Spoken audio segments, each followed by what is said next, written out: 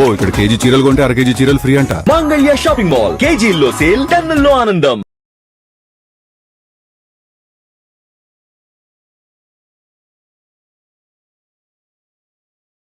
నమస్తే గురూజీ. నమస్కారం అమ్మా. గురూజీ, ఇంట్లోకి నార్మల్గా అన్ని రకాల పక్షులు వస్తూ ఉంటాయి. ఇంట్లోకి గబ్బిలం వస్తే అసలు ఏం జరుగుతుంది? గబ్బిలం వస్తే ఇల్లు వదిలేయాలి అంటారు, అది నిజమేనా? వాస్తవంగా మంచి ప్రశ్న వేశారమ్మా. ముందుగా శ్రీ మహాగణపతి దేవతోభ్యం నమః. చూసే వీక్షబంధువులకు అందరూ కూడా నమస్కారం. ఏది వచ్చినా ఏది రాకున్నా కాకి గబ్బిలం ఇంట్లోకి రాకూడదు. కాకి కూడా రాకూడదు. ఇవి రెండు కూడాను చాలా ప్రమాదకరం అంటే అది ఒక జీవ ప్రాణియే కదా, అది కూడా ఒక ప్రాణియే కదా, దానికి కూడా సృష్టిలో అధికారం ఉంటుందంటే ఉంటుంది. వాస్తవం అది 100%కి, అది ఏమాత్రం కూడా డౌట్ లేదు. మనం మానవులం, పశుపక్షులం అన్నిటికి కూడాను సర్వాధికారాలు ఉంటాయి. కానీ కొన్ని లిమిట్స్లో కొన్నిటికి అవకాశాలు ఉంటాయి, కొన్నిటికి అవకాశం ఉండదు. సో గబ్బిలం రావటంలో కొన్ని నెగిటివ్ ఎనర్జీస్ రావటం అనేది జరుగుతుంది. నెగిటివ్ ఎనర్జీ ఎందుకు వస్తుంది అంటే ఆ ఇంటికి వారంలో ఎటువంటి ప్రేతాత్మలు ఉన్నాయా, ఎవరైనా ఏదైనా ప్రయోగాలు చేశారా, నెగిటివ్ ఎనర్జీస్ ఉన్న వాళ్ళ ఇంటికి ఎక్కువ శాతము ఆ ఇంట్లో గుమ్మంలోకి వచ్చి వెనక గుమ్మం నుంచి వెళ్తాయి. లేదంటే వెనక గుమ్మం నుంచి ముందు గుమ్మానికి వెళ్తాయి. లేదంటే ఇంటి ముందే పైన చక్కెర కొడుతూ ఉంటుంది.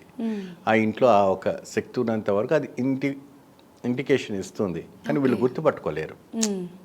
మా ఇంట్లో గబ్బిలం వచ్చింది, మా ఇంట్లో పైన ఇది వచ్చింది, అందుకే మేము ఇలా అవుతున్నాం అంటారు. కానీ దాంట్లో ఆల్రెడీగా అక్కడ దుష్టశక్తి ప్రవేశించింది కాబట్టి ఆ గబ్బిలం ఏం చెప్తుందంటే దాన్ని తరిమి కొట్టేసుకోండి, మీరు బాగుపడండి. దానికి నోరు లేదు, బట్ ఎన్నో రూపంగా మనకి చెప్తూ ఉంటుంది. సాధారణంగా ఎవరింటో కూడా గబ్బిలం రాదు. కొన్ని వచ్చేసి మంచాల కింద వచ్చి దాచుకుంటాయి, కొన్నికి ఎలాడుతూ ఉంటాయి, కొన్ని ఇది అలా ఉంటాయి.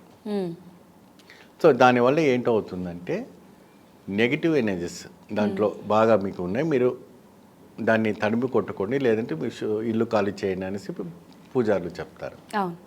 పూజారులకు కూడా తెలియదు అక్కడ ఇలాంటివి జరిగినాయని కూడా, కానీ జరిగిపోండి அப்படின்னு అంటారు. అందుకే కావాలని వాళ్ళు ఇల్లు ఖాళీ చేస్తారు. కానీ ఇల్లు ఖాళీ చేసే అవసరం లేదు. దానికి పుణ్యవచనం చేసి లక్ష్మీ గణపతి హోమం చేసి లేదా చింతామణి గణపతి హోమం చేస్తే సరిపోతుంది. వెళ్ళిపోతాయి గురువు గారు, ఆటోమేటిక్గా వెళ్ళిపోతాయి. ఓకే. అంటే కాకి ఇంట్లోకి వచ్చినా కూడా ఇలాంటివి చేయాలంటారు? కాకి అని వచ్చేసి రాకూడదు అంటారు. శాస్త్రానికి ఏంటంటే శనీశ్వరుని వాహనం కాబట్టి కాకి అనేది ఇంటిపైనే వస్తుంది అంటారు. ఇంటి లోపలికి వచ్చిందంటే సాధారణంగా ఎవరి ఇంట్లోకి రాదు. కాకి చాలా కొద్దిగా బాగా అన్ని పక్షుల కన్నా కొద్దిగా మెచ్యూర్డ్గా మైండ్గా ఉంటుంది. ఎప్పుడైతే కూడాను ఒకవేళ తన గుడ్డు పడిపోయినా, దాని పిల్ల పడిపోయినా, ఏదైనా ఫుడ్ కోసమైనా లోపలికి రావటం అనేది జరుగుతుంటుంది. అయితే ఇక్కడ ఏం కనపడుతుందంటే ఒక మన ఇంట్లో ఎవరైనా చనిపోతే కాకి రూపంగా వస్తారనేసి ఒక మన హిందూ సనాతన ధర్మం నమ్ముతుంది. పిండ ప్రదానం చేసిన కాకిలు వచ్చి తింటాయి అనేసి ఒక చెప్తుంటారు, వాళ్ళు ఆవహించి ఉంటారని. కానీ ఎప్పుడైతే కూడా కాకి లోపల ప్రవేశించిందంటే వాళ్ళ ఇంట్లో శని ప్రారంభమైంది. అంటే ఆయన వాహనం కాబట్టి ఆయన గారు ఎంటర్ అయ్యారు. అంటే కాకులు ఇంటి బయట అరుస్తూ ఉంటే కూడా అపశకునం అని అంటుంటారు. అది వేరు, అది వేరు. ఈ లోపలికి ప్రవేశించిన తర్వాత ఇది వేరు. ఇంకా వాళ్ళ ఇంట్లో ఇంకా కష్టాలు స్టార్ట్ అవుతున్నట్టుగా. సో దానికి మీరు మనల్ని సంపాదించారనుకోండి, దానికి కావాల్సినటువంటి పరిహారాలు మనం చేసుకోవచ్చు. కానీ ఏది వచ్చినా ఏది రాకుండా గబ్బిలం వచ్చితే మాత్రాన దానికి వెంటనే మీరు దానికి పరిహారం చేసుకొని పుణ్యవచనం చేసుకొని దానికి కావాల్సినటువంటి ఎటువంటి ఇబ్బందిగా పడుతున్నారో దానికి మనం పరిహారం కూడా చేస్తాం.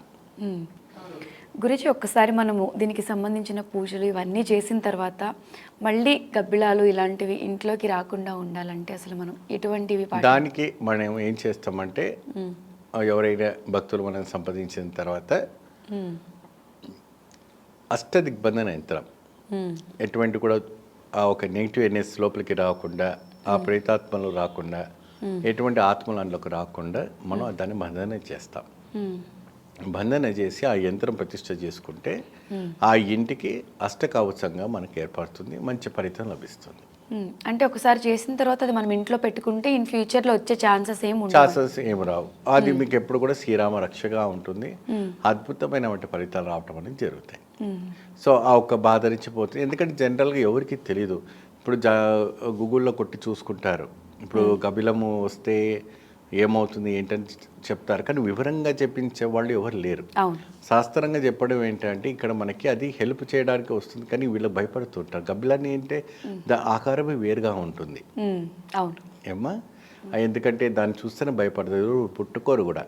అవును. ఇప్పుడు ఏదైనా పిల్లిళ్ళని కానీ పిల్లలు కానీ కుక్క పిల్లలు కానీ చూస్తే మనం ముద్దు ఆడతాం, కానీ గబిలను పట్టుకోవాలంటే భయపడుతుంటారు. అది ఎందుకంటే పాడుపడ్డ కోటలలో, పాడుపడ్డటువంటి భవనంలో, మరి పాడుపడ్డటువంటి ఇంట్లో అని రావటం అని జరుగుతూ ఉంటాయి. సో వాస్తవానికి ఇటువంటి ఇంట్లో ఏదైనా ప్రేతాత్మలు మీ ఇంట్లో ప్రవేశించినప్పుడు ఏదైనా అది కార్నర్స్ రూమ్స్లలో కూర్చొని ఏడుస్తున్న సమయంలో గబ్బిలాలు గుర్తుపడతాయి. నాకు సంబంధించినవి అక్కడ ఉన్నాయి, ఎందుకంటే దానికి చీకటి ఆ ఒక నెగిటివ్ ఎనర్జీ అనేది దానికి కావాలి, ఆ గబ్బిలానికి ఆ పవర్ కావాలి. కాబట్టి అక్కడ ఆ స్రవరాన్ని చేర్చుకోవడానికి ఒకటి, ప్లస్ ఇక్కడ అది ఉంది అని చెప్పుకోవడానికి రెండు, అది మనకు గుర్తింపుస్తుంది. సో ఈ రకమైనటువంటి అష్టదిగ్బంధన యంత్రాన్ని పెట్టుకోవడం వల్ల మీరు ఈ బాధ నుంచి బయటపడడానికి అవకాశం ఉంటుంది.